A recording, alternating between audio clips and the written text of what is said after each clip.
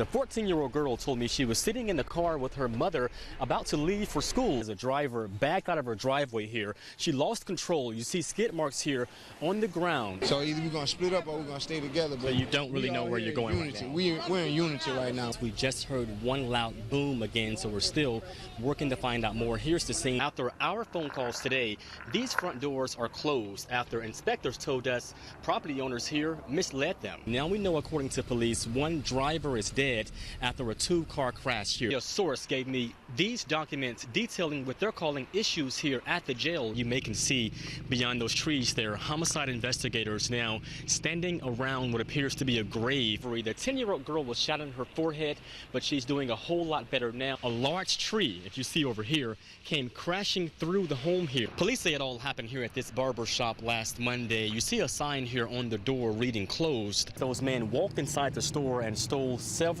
mobile devices. Check out his two-page rap sheet. He's well known to police. What's your words to customers? Yeah, first thing I could do for the company is apologize. It turns out, I found out, there really is no clear social media policy in place.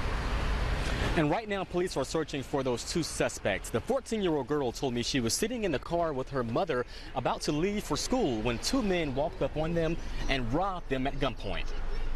As soon as I saw the gun, I started screaming and crying. 14-year-old Marnisha Sellers is counting her blessings after she came face-to-face with the gun. I saw him pull out a gun, and I was scared. She says it all happened early Wednesday morning in her own driveway as she was getting in the car with her mother to head to school. Marnisha says those two men came out of nowhere. She was sitting in her passenger seat. They walked up her driveway and robbed her at gunpoint.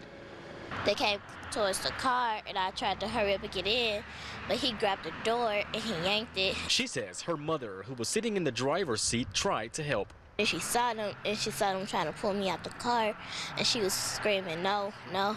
Those two men ended up getting away, snatching her Michael Kors purse. Man, it's crazy, man. You rob a 14-year-old. Marnisha's uncle was inside the house and heard the screams. I ran outside the door. By the time I got out there, they was gone.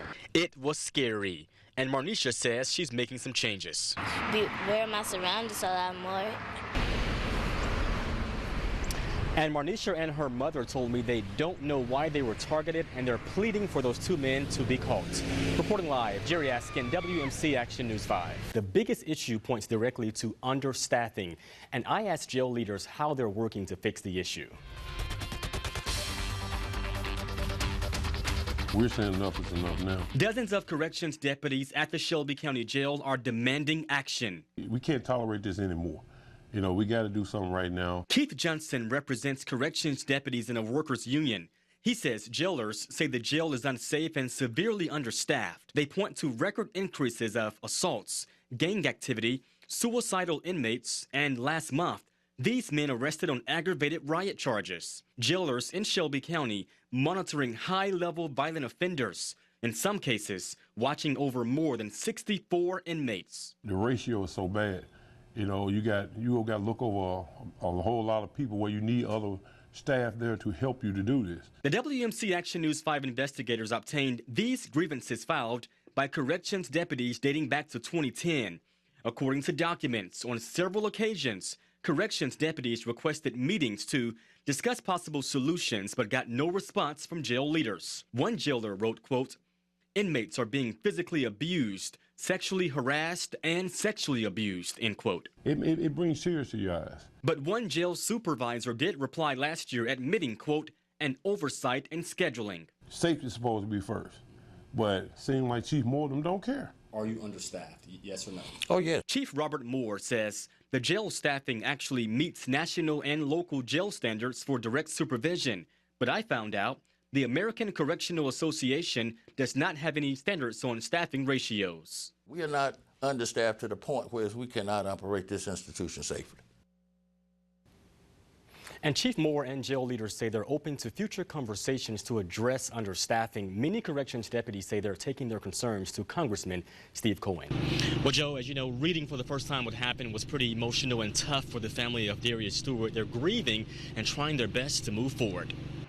cooperative because A grieving father, Henry Williams, almost put to tears after trying to make it through an 800-page TBI investigative file detailing his son's last moments before he was shot dead by Memphis police officer Connor Schilling. And I just couldn't read the whole part because it was too horrifying how my son got killed and reading about him getting shot and how he was taken down and couldn't breathe.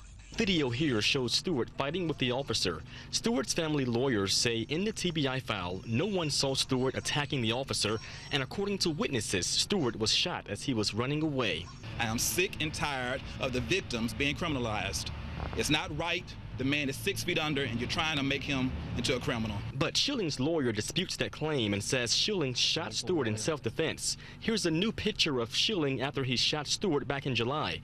And though the TBI file has been released, Stewart's family lawyers say there are still many unknowns. We don't know what Connor Schilling might have been going through as he gets him out of the car. We don't know that. We don't know whether or not he was scared for his life because Connor Schilling had started to instigate or aggravate a situation. Leaving this father hurts and trying his best to move forward despite tragedy. And y'all keep me in y'all prayers.